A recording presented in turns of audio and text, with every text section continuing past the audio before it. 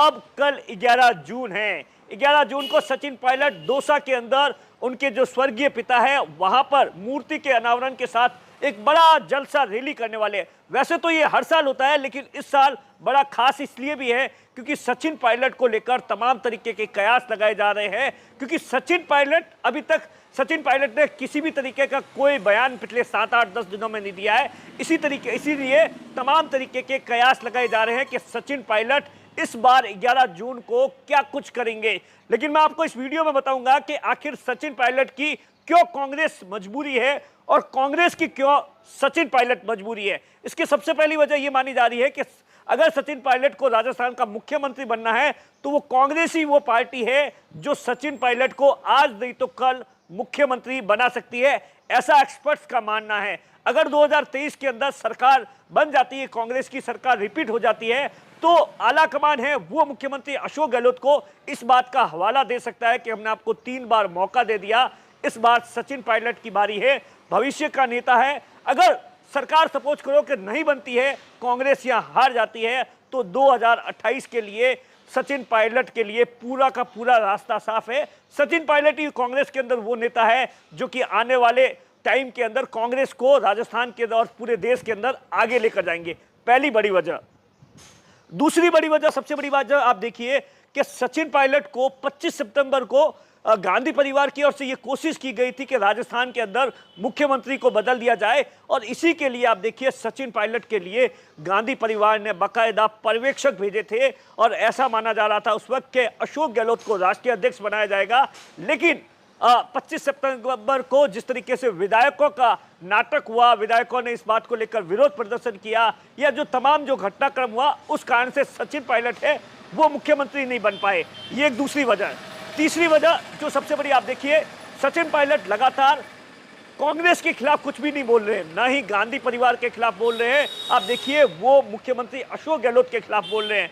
पहले 11 अप्रैल को आप देखिए जिस तरीके से वसुंधरा घोटाला को लेकर अनशन किया, और 11 मई को लेकर 5 दिन की पथ संघर्ष यात्रा निकाली और हजारों की तादाद में जो लोग उमड़े, और उसके बाद में सीधे तौर पर अपनी ही सरकार को चैलेंज कर दिया, लेकिन कभी भी कांग्रेस की खिलाफत नहीं की। चौथी जो बड़ी वजह है वो ये मानी जा रही है कि आप देखिए सचिन पायलट लगातार अपनी ही सरकार के खिलाफ आवाज बुलंद कर रहे हैं, लेकिन उसके बावजूद भी आप देखिए गहलोत खेमा है वो लगातार कोशिश कर रहा है आला कमान पर दबाव बनाने की कि सचिन पायलट के खिलाफ कार्रवाई की जाए, लेकिन कांग्रेस आला कमान की ओर से किसी भी तरीके की कार्रवाई नहीं की गई है। आप देखिए जो यहाँ के प्रभारी है उन्होंने 2 टूक शब्दों में कह दिया है कि सचिन पायलट हमारी एसेस्ट है, और जो बुजुर्ग नेता है उन्हें अब साइडलाइन हो जाना चाहिए। जो कांग्रेस का जो आला कमान है, कल भी आपने देखा जो वेणुगोपाल है उन्होंने ये बयान दिया। तो कुल मिलाकर आप देखिए इस बात के सीधे तौर पर संकेत है कि कांग्रेस है वो सचिन पायलट को छोड़ना नहीं चाहती है। इसीलिए आप देखिए सचिन पायलट लगातार बगावत कर रहे हैं, लेकिन उसके बावजूद भी कांग्रेस है वो कोई कार्रवाई नहीं कर रही है। पांचवी जो सबसे बड़ी वजह है, जो सबसे इंपॉर्टेंट है, सचिन पायलट के साथ में जो भी विधायक है, मंत्री है, वो इस वजह से है क्योंकि सचिन पायलट प्रदेश अध्यक्ष थे 2018 में, और टिकट दिलाने में और जिताने में सचिन पायलट की बड़ी भूमिका थी। अगर सचिन पायलट पार्टी छोड़कर जाते हैं और नई पार्टी बनाते हैं तो ये विधायक और मंत्री उनके साथ जाए, ऐसा पूरी तरीके से संभव नहीं है। इस बात को सचिन पायलट भी बखूबी जानते हैं। सचिन पायलट 27 साल के थे, उसके बाद से 20 साल का उनका इतिहास है, और उनकी एक बहुत बड़ी फ्रेंड फॉलोइंग है वो कांग्रेस के अंदर है। और आप देखिए राजस्थान नहीं, राजस्थान को ले लीजिए, मध्य प्रदेश को ले लीजिए या उत्तर प्रदेश को ले लीजिए, यहां पर जिस भी नेता ने बगावत करके नई पार्टी बनाई है उसका हमेशा से अस्तित्व खतरे में रहा है, वो कभी भी कामयाब नहीं हुआ है। और इसका ताजा एग्जाम्पल है आप देखिए किरोड़ी लाल मीणा ने 2013 के अंदर अपनी नई पार्टी बनाई थी, सिर्फ 4 सीटें आई थी, और आखिरकार आप देखिए उन्हें बीजेपी के अंदर घर वापसी करनी पड़ी।